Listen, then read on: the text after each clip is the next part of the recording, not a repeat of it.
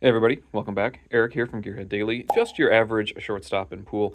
And this came up in League the other night, and I'm making this video for a friend who is wanting to do some kind of smaller shots here where you have to move the cue ball a certain amount of distance and not kind of lose the cue ball or inadvertently touch this or go too light or go too heavy, because with these really, really short shots, the cue ball can kind of do some funny things. So I want to show you a good drill that was shown to me that will help everybody with these kind of small, kind of ticky-tack shots where you have to move the cue ball just a small amount, but you want to stay on the right side of the angle. So in this particular case, we've got a 4-ball here, a little bit off angle into the side, and we need to get over here, but we don't want to lose the cue ball. So this is a drill that was shown to me, and I would like to show it to you now. So basically what we need to do is we need to take 5 balls, we kind of arrange them in a manner which they all go into the pocket,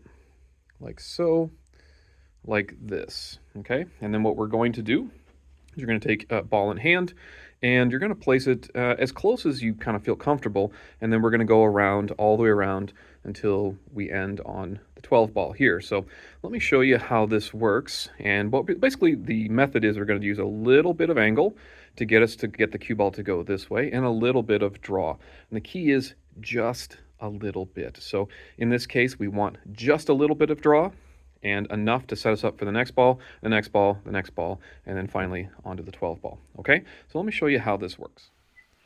In all of these shots, notice the angle in which the ball comes off plus the draw takes it on the tangent line to the next ball. Now on this 8-ball, I did have to cheat the pocket a little bit. On Pro Cuts, you can do that, so just know where you can and cannot cheat. But the natural angle to the next ball, followed with a little bit of draw, should minimize the amount of cue ball movement that you need. Now, of course, you want to do both sides for this, so that you get used to going both right and left in this. And in this particular case, it hits pretty well, and the amount of cue ball movement is very, very slight. So this will help you in your cue ball control in your very small movements, which is really important in 8-ball. And this shot comes up all the time. Here's a perfect example where you need to get onto the 8-ball, and you need to move that cue ball just a little bit. And in this case, this happens a lot too. You get 2 of your balls paired together, and you need to move it just a tiny amount. And here's what can happen if it goes wrong.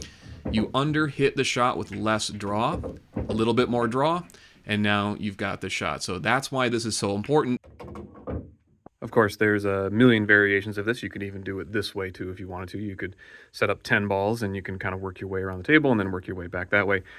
This shot comes up a lot, especially in 8-ball pool where you don't want to move the cue ball very much, or you have very limited space. So being able to take a very precise draw shot to move one way or the other. You can cheat the pocket. Of course, that's an easy way to do it too if you have bigger pockets. These are Pro Cuts.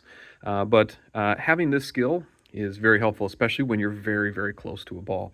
It's easy to overhit, and it's easy to underhit as well. So this is something I recommend people do, especially if they're playing 8-ball, where they don't want the cue ball to move very much, and they don't want to run into other balls or fly down the table, or, you know, in one case scenario where you already saw where you land right against the object ball that you're looking at. So this shot comes up all the time, and I recommend that people use this, and hopefully this video has been helpful.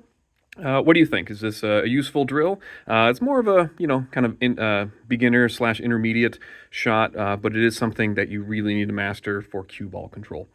That's all I've got, and good luck.